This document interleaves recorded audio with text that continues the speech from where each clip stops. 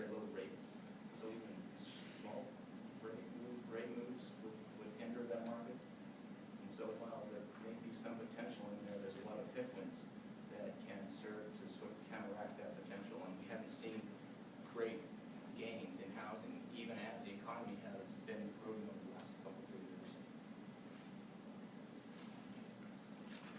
These, the evaluation, they're for a value even. I wasn't quite clear on the argument there. It's too, initially wasn't favorable, but it's one of those peer groups. We believe that really, if you take that in the context of the REIT industry as a whole, we feel that the REIT industry is actually currently overvalued. If we have a chart, I believe it is appendix 10. It shows the intrinsic value of its 3 closest competitors compared to the market price. And while Potlatch certainly is has an intrinsic value closer, the entire market is well below the current market prices. In general, we feel that people have been chasing stocks that pay a high dividend. And so in general, that has just driven up the price of the entire industry. So not necessarily is it just Potlatch that is overvalued, but the industry as a whole. What's your measurement of intrinsic value?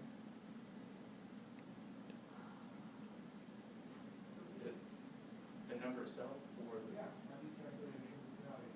we calculate with the dividend discount model. And in that valuation, you guys mentioned the inconsistency in Potlatch's dividend. I guess how did you take that into account using the dividend discount model? Well, essentially, I would say we almost discarded their dividend history because I think that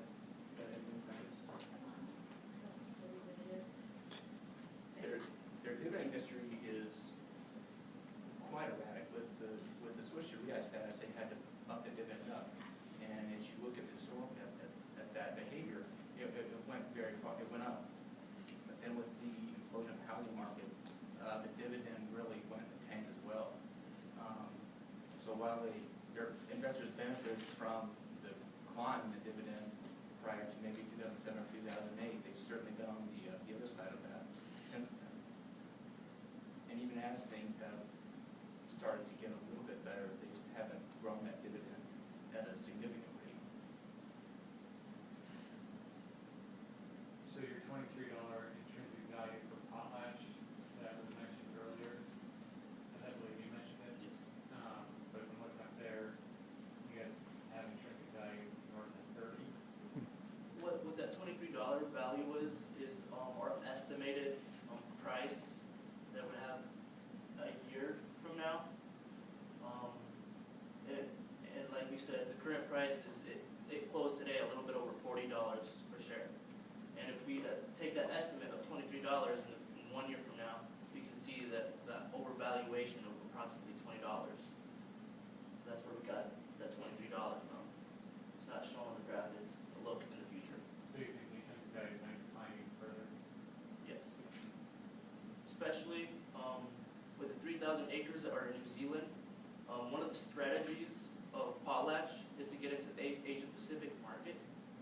And you know the cost of exports from Lewiston, which is going to be the closest port, and the cost to get the timber there and the high prices is not going to be beneficial for the company. When Ryan here, who is located in New Zealand, has 300,000 acres, can get the product to the Asia Pacific market a lot quicker and a lot smaller price. And not only that, but we've also noticed that the building, the construction in China has been decreasing, which would be something that not only affects Potlatch, but also Ryan here. And I guess a follow-up on that question, as you mentioned exports to Asia being part of Potlatch's strategy. So what's the source for that? That was given in the report, the quarter report. Was it call? The Q3 quarter call.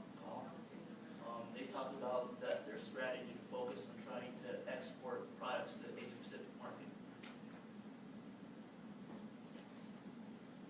You guys talked about, you guys hit on the dividend being inconsistent. I'm looking at the appendix of the revenue EBITDA, and EBITDA actually looks, relatively consistent through that time period.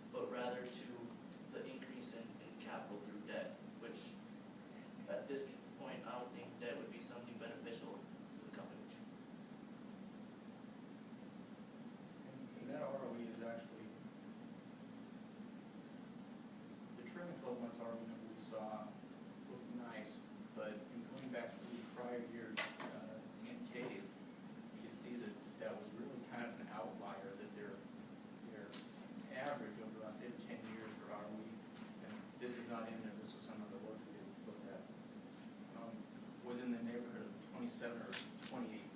So if that ROE reverts to the mean over time, then investors can't rely on that return going forward with now.